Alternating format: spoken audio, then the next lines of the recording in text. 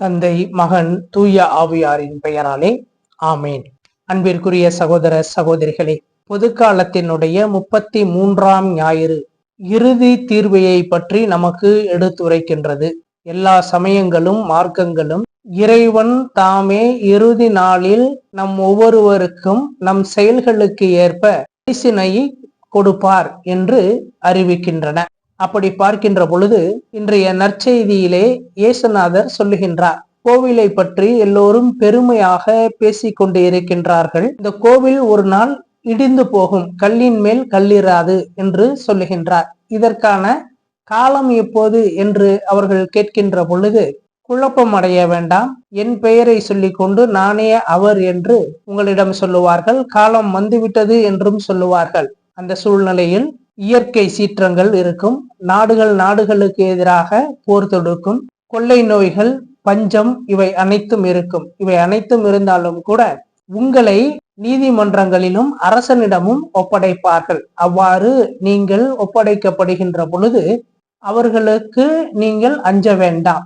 ஏனென்றால் உங்கள் வழியாக நான் பேச போகின்றேன், உங்களுக்கு நாவன்மையை கொடுப்பேன், ஞானத்தை கொடுப்பேன். ஆனால் உங்கள் வீட்டார் உங்களுக்கு எதிராக இருப்பார்கள், பெற்றோரும் உடன்பிறப்புகளும் உங்களை காட்டி கொடுப்பார்கள். நீங்கள் மீட்படைவதற்கு முன் இதெல்லாம் நிகழத்தான் வேண்டும். எனவே மன உறுதியோடு இருங்கள். உறுதியோடு இருப்பவர்கள் மட்டுமே மீட்கப்படுவார்கள், முடிவில்லாத வாழ்வை பெறுவார்கள் என்று இயேசு கிறிஸ்து சொல்லுகின்றார். ஆக நாம் நம்மளுடைய செயல்கள், அதாவது வினைகள், நன்மை தீமைக்கு ஏற்ப நாம் அதற்குரிய பரிசினை பெறப்போகின்றோம். இந்த உலகமானது நன்மையும் தீமையும் நிறைந்தது. இது ஒரு கலப்பு உலகம், மிஸ்ர பிரபஞ்சம் என்றே சொல்லுவார்கள். மிஸ்ரம் என்றால் கலப்பு, நன்மையும் தீமையும் கலந்தே இருக்கக்கூடிய ஒரு இடம். அதுபோல நம் ஒவ்வொருவரினுக்குள்ளும், உயிர்களுக்குள்ளும் நன்மை தீமைகள் என்பது கலந்தேதான் இருக்கின்றது. ஒருவரை கெட்டவன் என்று சொல்லுகின்ற பொழுது அவர் முழுமையாக ஒரு கெட்ட நபர் அல்ல. அவரிடம் இருக்கின்ற நற்குணங்களை விட தீய குணங்கள் அதிகமாக இருக்கின்றது என்பதுதான் உண்மை. அதுபோல ஒருவர் நல்லவர் என்று சொல்லுகின்ற பொழுது அவரிடம் இருக்கின்ற தீய குணங்களை விட நற்குணங்கள் அதிகமாக இருக்கின்றது என்று நாம் புரிந்து கொள்ள வேண்டும். எனவே நம் ஒவ்வொருவருக்குள்ளேயும் நன்மையும் தீமையும் கலந்தேதான் இருக்கின்றது. இந்த நன்மைக்கு உரிய பரிசினை நாம் பெறுகின்ற பொழுது அது பேரின்பமாகும். இந்த தீமைக்குரிய பரிசினை நாம் பெறுகின்ற பொழுது அது நரகமாகும். இயற்கையிலே நாம் பார்க்கின்ற பொழுது நாம் நல்லவர்களாக நல்ல செயல்களையே செய்ய வேண்டும் என்று நினைக்கின்ற பொழுதும் கூட நம்மளால் அவற்றை செய்ய முடிவது இல்லை. மாறாக நமது மனமானது கீழ் நோக்கியே இழுத்து செல்லுகின்றது. தீயவற்றையே சிந்திக்கவும் செய்யவும் நம்மை தூண்டுகின்றது. இதற்கு தான் பவுலடியார் சொல்லுவார், நான் விரும்பும் நன்மையை என்னால் செய்ய முடியவில்லை, விரும்பாத தீமையை மட்டுமே நான் செய்கிறேன். அதே போல அகுஸ்தினாரை எடுத்துக்கொண்டோம் என்றால், விரும்பாத பாவத்தையே திரும்ப திரும்ப நான் செய்கிறேனே என்று அவர் சொல்லுவார். நம்மில் இருக்கின்ற அந்த மனமானது நம்மை தீயவற்றிற்கு இழுத்து செல்லுகின்றது. நாம் நம்மளுடைய அறிவால் அந்த மனத்தை வெல்ல வேண்டும். அதுவும் நாம் பலவீனப்பட்டு போனால் அந்த தீய செயலை செய்யாமல் இருக்க முடியாது. நாம் விரும்புகின்ற நன்மையையும் நாம் செய்ய மாட்டோம். இந்த பிரச்சனையானது ஒவ்வொரு மனிதருக்குள்ளும் இருந்து கொண்டுதான் இருக்கின்றது. இந்த கேள்வியில் பார்க்கின்ற பொழுது நான் எவ்வளவு நன்மைகள் செய்திருக்கின்றேன், நான் எவ்வளவு தீமை செய்திருக்கின்றேன் என்று ஒவ்வொரு நாளும் நாம் இரவு படுக்கைக்கு செல்லும் முன் நாம் அதை அலசி ஆராய்ந்தோம் என்றால் நாம் எப்படிப்பட்டவர்களாக இன்று வாழ்ந்திருக்கின்றோம், நல்லவராக வாழ்ந்திருக்கின்றோமா அல்லது தீயவராக வாழ்ந்திருக்கின்றோமா என்பதனை நாமே அறிந்து கொள்ள முடியும். நம்மளுடைய சிந்தனை, சொல், செயல் எவ்வாறாக இருந்தது என்று ஒவ்வொரு நாளும் நாம் படுக்கைக்கு செல்லும் முன் நம்மை நாமே அலசி பார்க்க வேண்டும். மேலும் இந்த மனம் கீழே தான் இழுக்கின்றது என்று பார்க்கின்ற பொழுது இதிலிருந்து எப்படி தப்பிப்பது என்றால், இறைவனை தோத்தரிக்க வேண்டும், இறைவனை போற்ற வேண்டும், புகழ வேண்டும். ஏனென்றால் செய்த நன்மைகளுக்கு நாம் பரிசினை பெற்று மகிழ்ந்து விடுவோம்.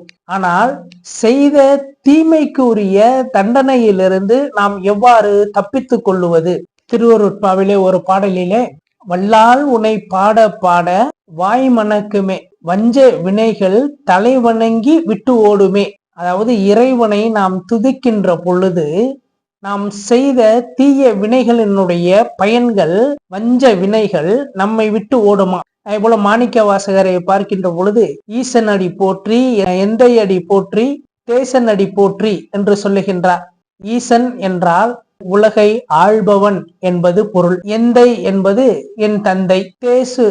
தேஜஸ் என்று சொல்லுகின்றோம் அல்லவா, ஒளி, ஒளி பொருந்திய இறைவன், ஒளிதானே கடவுள். இந்த போற்றி என்கின்ற சொல்லுக்கு வாழ்க என்கின்ற பொருளும் என்னை காப்பாற்று என்கின்ற பொருளும் கொண்ட ஒரு வார்த்தை. அடி, இறைவனுடைய திருவடி. நாம் இறைவனை முழுமையாக காண வேண்டும் என்கின்ற எண்ணம் கூட நமக்கு தேவையில்லை. இறைவனுடைய திருவடியை கண்டால் போதும், அந்த திருவடியை நாம் பற்றி கொண்டால் போதும் என்பதை தான் தமிழ் உலகமானது நமக்கு சொல்லுகின்றது. நாம் செய்த இந்த வினையிலிருந்து தப்பிப்பதற்கு இறைவனை போற்றினால் போதும், இறைவனை தோத்தரித்தால், துதித்தால் போதும், நாம் செய்த வினைகளினுடைய தண்டனை நம்மிடமிருந்து அகற்றப்படும். மூட்டை சித்தர் அப்படிங்கிற ஒரு பாட்டுல சொல்லியிருப்பாரு, நல்லதே செய்ய நான் நினைத்தும் முயன்றும் முடியவில்லை, நம்பியே சரணடையும் அறிவும் எனக்கு இல்லை என்று சொல்லுவார். நம்மால் முடியாத பொழுது, நம்மளுடைய பலவீனத்திலே நாம் கிடைக்கின்ற பொழுது இறைவனை நம்பி அவனை சரணடைய வேண்டும். எனக்கு எல்லாமே நீதாப்பா அப்படின்னு சொல்லி இறைவன் கையில் நம்மளுடைய பலவீனத்தை நாம் ஒப்பு கொடுத்து விட வேண்டும். நாம் செய்த வினைகளிலிருந்து தப்பித்துக் கொள்ளுவதற்கு இந்த உத்தியை நாம் பயன்படுத்தலாம். ஆனால் வாழுகின்ற பொழுது நாம் நல்லவர்களாக வாழ வேண்டும். இன்னைக்கு சாதாரணமா கேட்பாங்கல்ல, என்னப்பா நல்லா இருக்கியா அப்படிங்கிறத விட நல்லவனா இருக்கியா அப்படிங்கிறது தான் இன்னைக்கு பிரச்சனையா இருக்கு. நல்லவர்களாக வாழ வேண்டும் என்று பார்த்தோம் என்றால் உழைத்து உண்ண வேண்டும். பிறருடைய உழைப்பில் நாம் உண்ணக்கூடாது. அதுதான் இன்றைய 2ஆம் வாசகமானது சொல்லுகின்றது. ஆதியிலே கிறிஸ்தவர்கள் என்று அவர்கள் அழைக்கப்பட்டதுக்கு காரணம் என்னவென்றால், கிறிஸ்துவின் மீது நம்பிக்கை கொண்டவர்கள் தங்களுடைய சொத்துக்கள் எல்லாத்தையும் விற்று கிறிஸ்துவனுடைய சீடர்களுடைய பாதத்தில் கொண்டு வந்து வைத்து எல்லோரும் பகிர்ந்து உண்டார்கள். இதனால் அவர்கள் மத்தியில் இல்லை என்பவர் இல்லை. இந்த முறையை தெசலோனிக்கேவில் இருக்கின்ற கிறிஸ்தவர்கள் பின்பற்றுகின்ற பொழுது அவர்களிலே சிலர்கள் உழைப்பதற்கான எல்லா உடல் தகுதியும் இருந்தும் உழைக்காமல் மற்றவரினுடைய உழைப்பில் அமர்ந்து உண்ணக்கூடியவர்களாக இருந்தார்கள். இதைதான் பவுலடியார் கண்டிக்கின்றார். உழைக்காதவன் உண்ணலாகாது என்று சொல்லுகின்றார். உங்களிலே பலர் சோம்பி திருவதாக நாங்கள் கேள்விப்படுகின்றோம். அப்படிப்பட்ட ஒரு நடத்தையை நாங்கள் உங்களுக்கு கற்பிக்கவில்லை. எனவே பிறரோடு சேர்ந்து உழைத்து உண்ணுங்கள், உழைக்க முடியாதவர்களோடு பகிர்ந்து கொள்ளுங்கள்.